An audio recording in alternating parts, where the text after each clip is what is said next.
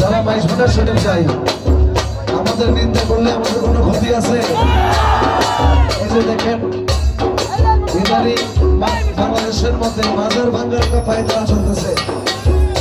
কিছুদিন আগে মিরপুর শাহলী বাবার মাজারের মধ্যে হামলা করে অসংখ্য পাগল ফকিরদের উপর অত্যাচার করা হয়েছে, আপনারা দেখেছেন।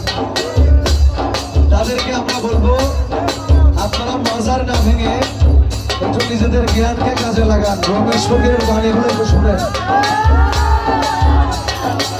ও কিসে হারাম হলো আমি লোহা পিঠে বানাই বাছুরি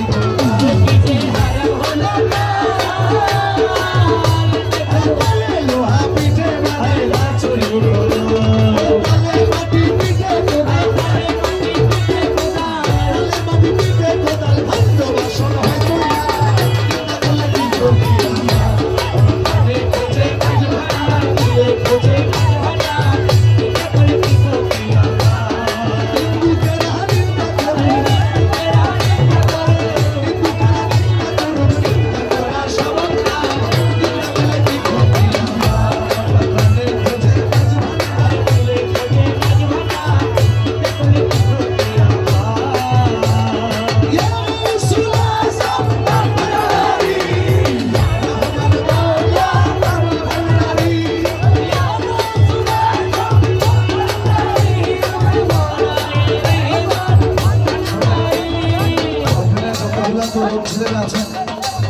যুবক ছেলেরা আছেন, ওলিয়া উলিয়াকে ভালোবাসেন, মাইজভান্ডার শরীফকে ভালোবাসেন।